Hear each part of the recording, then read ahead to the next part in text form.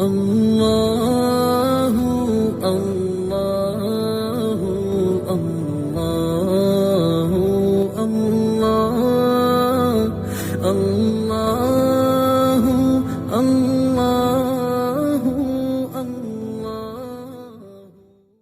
آج کا سبق سورۃ تحریم کی آیت نمبر 6 سے ہے۔ اعوذ باللہ من الشیطان الرجیم، بسم اللہ الرحمن الرحیم۔ یا ایہا الذین آمنوا قوا انفسکم واہلیکم نارا وقودها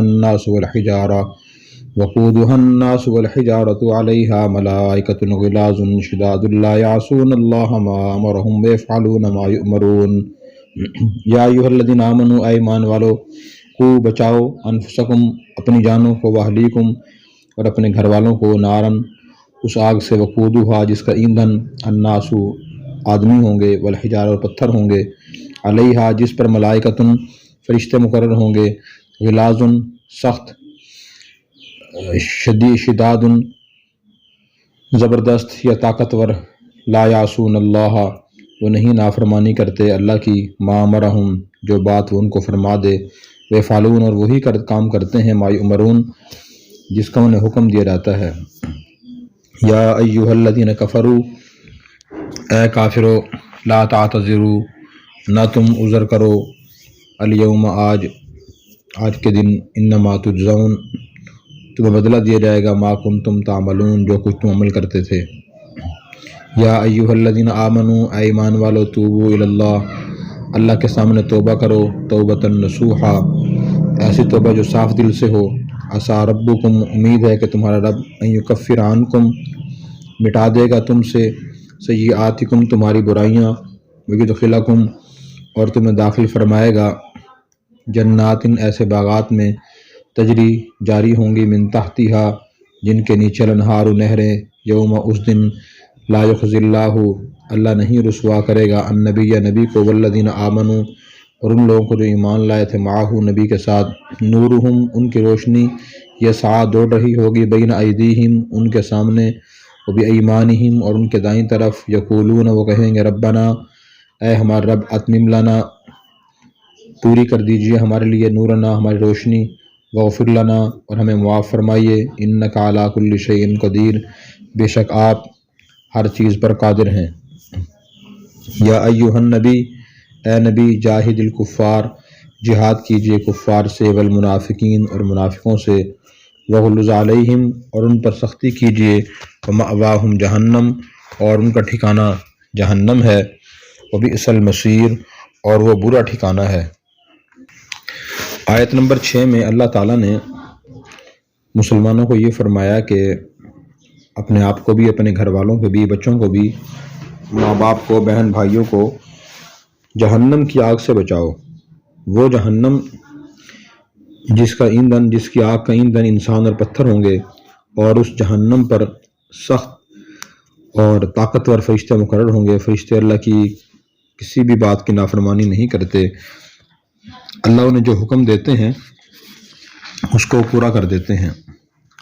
اس حکم کی ماقبل کے حکم سے مناسبت یہ ہے کہ پہلی آیات میں اللہ تعالیٰ نے نبی کریم صلی اللہ علیہ وسلم کو فرمایا تھا کہ بیویوں کو نیک اعمال اور اطاعت کی تلقین کیجیے، تو اس سے معلوم ہوا کہ جب نبی کریم صلی اللہ علیہ وسلم یہ کام فرماتے تھے اور آپ کو اس کا حکم تھا، تو دوسرے مسلمان ہیں ان کو بطریق اولا اس کا حکم ہوگا کہ وہ خود بھی نیک بنیں اور اپنی بیوی بچوں کو، ماں باپ کو، گھر کے افراد کو بھی نیک بنانے کی کوشش کریں۔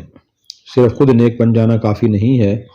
آج بہت سے مسلمان اسی غلط فہمی میں مبتلا ہیں کہ خود تو ماشاءاللہ نماز، تسبیح، تلاوت، تہجد، اشراق، اوابین اور تسبیحات بہت کچھ کرتے ہیں، لیکن ان میں بہت سے لوگ اپنے گھر والوں کی فکر نہیں کرتے۔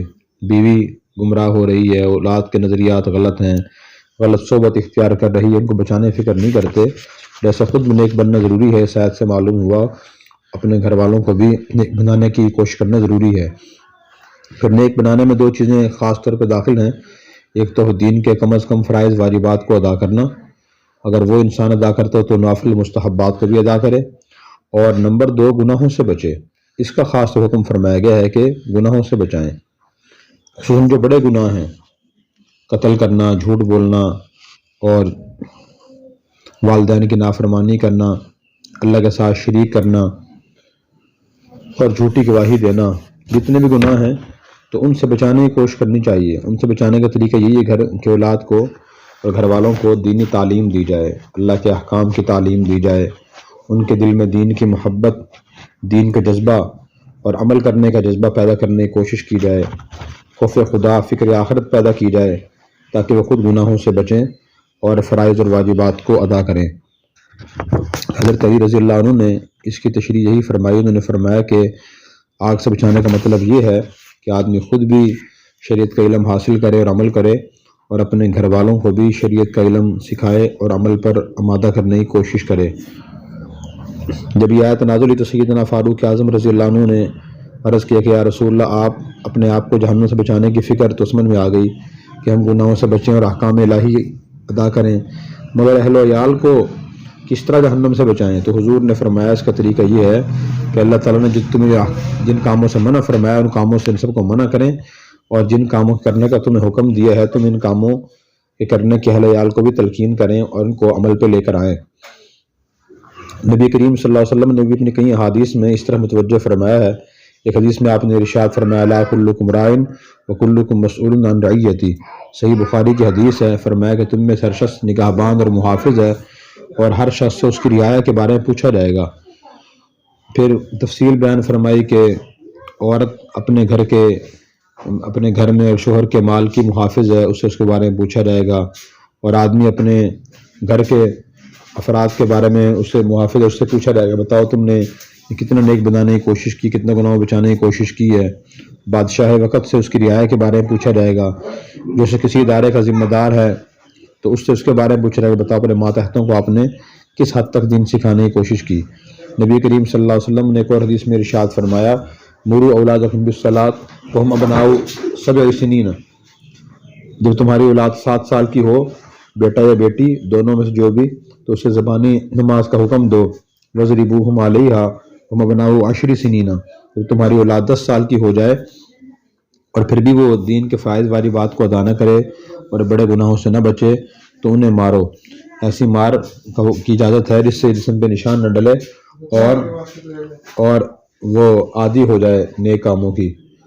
اور پھر فرمایا کہ وفرقوا بینہم فی المضاجع، اور ان کے بستروں کو علیحدہ کر دیا جب وہ 10 سال کے ہو جائیں، جیسے بچپن میں بہن بھائی اکٹھے سوتے ہیں پھر اکٹھے نہ سوئیں، علیحدہ علیحدہ سوئیں۔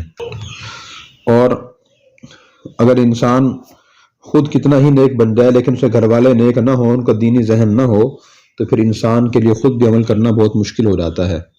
اس لیے بھی اولاد کو گھر والوں کو نیک بنانا ضروری ہے، ایک تو آخرت کے عذاب سے بچنے کے لیے، اور دوسرا یہ کہ خود دینداری پر قائم رہنے کے لیے، اور تیسرا یہ کہ نیک اولاد صدقہ جاریہ بنتی ہے۔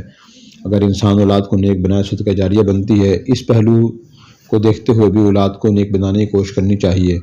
نیک بنانا سب سے آسان طریقہ یہ ہے کہ آدمی وقتاً فوقتاً اللہ والوں کے پاس اپنے اہل و عیال کو لے جائے، ان کے بیانات سنوائے، اس سے اولاد خود نیک بن جاتی ہے نیک ماحول میں آنے کی وجہ سے۔ اور آدمی خود گھر بیٹھ کے صرف کہتا رہے کہ نماز پڑھا کریں، فلاں گناہ نہ کیا کریں، اکثر اس سے اتنا خاص اثر نہیں پڑتا، نیک ماحول میں لے جانے سے اثر پڑتا ہے۔ اور اسی طرح بہت سی حدیث میں حضور صلی اللہ علیہ وسلم نے اس کی تلقین فرمائی۔ ایک حدیث میں اپنے ارشاد فرمایا کہ والدین کی طرف سے اپنی اولاد کے لیے بہترین، بلکہ والد کی طرف سے اپنی اولاد کے لیے بہترین تحفہ اچھے اخلاق اور اچھے آداب کی تعلیم دینا ہے۔ بہرحال یہ بھی ایک فریضہ ہے جو ہر گھر کے سربراہ کے ذمہ عائد ہے، لیکن یہ فریضہ بہت کم لوگ ادا کرتے ہیں کہ دینی اخلاق اور دینی احکام کی باضابطہ اکثر لوگ اولاد کو تعلیم نہیں دیتے، جس کی وجہ سے اولاد دین سے دور رہتی ہے، والدین کے حقوق سے بھی غافل رہتی ہے۔ پھر اس کے بعد فرمایا کہ یا ایھا الذین کفروا لا تعتذروا اليوم، اگر یہ فرمایا کہ کوئی جو نہیں بچائے گا اپنی اولاد کو جہنم سے اور برے کاموں سے تو اس کا انجام پھر جہنم ہوگا، وہ گویا کہ اولاد جہنم میں بھیجنے کی کوشش کر رہا ہے۔ جو فرمایا کہ قیامت کے دن کافر معذرت کریں گے کہ اللہ میں معاف فرما دیجیے، عذر بیان کریں گے، لیکن کوئی عذر قابل قبول نہیں ہوگا، بلکہ نافرمانوں اور کافروں کو جہنم میں جانا پڑے گا، اور انہیں کہا جائے گا جو تم نے برے اعمال کیے تھے تمہیں انہی کا بدلہ دیا جائے گا۔ پھر اس کے بعد آیت نمبر 8 میں اللہ تعالیٰ نے فرمایا ایمان والو تم اللہ سے سچی توبہ کرو، تم سچی توبہ کرو گے تو اللہ تعالیٰ تمہارے تمام گناہ معاف فرما دیں گے، تمہیں اس کے بدلے جنت عطا فرمائیں گے، جنت میں نہریں جاری ہوں گی۔ اللہ تعالیٰ اس دن نبی اور ایمان والوں کو رسوا نہیں فرمائیں گے، ان کی روشنی کے سامنے دوڑ رہی ہوگی، ان کے دائیں طرف دوڑ رہی ہوگی۔ مزید عرض کریں گے اللہ ہماری روشنی مکمل فرما دیجئے اور ہماری مغفرت فرمائے، بے شک آپ ہر چیز پر قادر ہیں۔ تو اس آیت میں اللہ تعالیٰ نے توبہ کا حکم فرمایا، توبہ تن نصوح کا۔ توبہ نصوح کا مطلب خالص توبہ ہے۔ توبہ کا لفظی معنی ہوتا ہے لوٹنا اور رجوع کرنا۔ تو انسان جب اللہ کی نافرمانی کرتا ہے تو اطاعت سے نکل جاتا ہے، تعلق اس کا ٹوٹ جاتا ہے۔ جب وہ توبہ کر لیتا ہے تو تعلق اللہ سے بحال ہو جاتا ہے، اللہ تعالیٰ اس سے راضی اور خوش ہو جاتے ہیں۔ سب سے پہلی بات تو یہ ہے اس توبہ کے بارے میں کہ آدمی اپنے گناہوں کو سوچے۔ اکثر لوگ اپنے گناہوں کو سوچتے ہی نہیں۔ آدمی مطمئن رہتا ہے کہ مجھ سے کون سا گناہ ہوتا ہے، چوری میں نہیں کرتا، شراب میں نہیں پیتا، کبھی قتل میں نے نہیں کیا، کوئی بدکاری میں نے نہیں کی، تو کون سا گناہ کرتا ہوں میں۔ تو اس کی وجہ یہ ہے ان باتوں کی کہ اکثر ہم لوگ چند چیزوں کو گناہ سمجھتے ہیں۔ ہر وہ کام جس سے اللہ رسول نے منع فرمایا ہے تو اس کو کرنا گناہ ہے، وہ کرنا گناہ ہے۔ ایسے سوچیں بہت سے کام ہیں، اگر ایک آدمی نماز تو پڑھتا ہے لیکن نماز کا طریقہ اس نے سیکھا نہیں ہے باضابطہ، تو غلط طریقے سے نماز پڑھتے ہوئے گناہ گار ہے۔ آنکھ کے گناہ ہیں، زبان کے گناہ ہیں، کانوں کے گناہ ہیں، دل دماغ سے غلط باتیں سوچنا یہ بھی گناہ ہے۔ اگر آدمی ایسا کرتا ہے تو وہ بھی گناہ گار ہے۔ وعدہ کیا خلاف ورزی کرتا ہے وہ بھی گناہ گار ہے۔ کسی کی دل آزاری کرتا ہے، جھوٹا الزام لگاتا ہے، بغیر تحقیق کسی کی طرف بات منسوب کر دیتا ہے، سب چیزیں گناہ کی ہیں۔ تو یہ انسان گناہ کرتا رہتا ہے، گناہ ہوتا رہتا ہے۔ اس لیے یہ شرعی عقیدہ ہے کہ اللہ کی ذات انبیاء علیہ السلام اور فرشتے صرف گناہوں سے معصوم ہیں، ان سے کبھی گناہ ہو ہی نہیں سکتا۔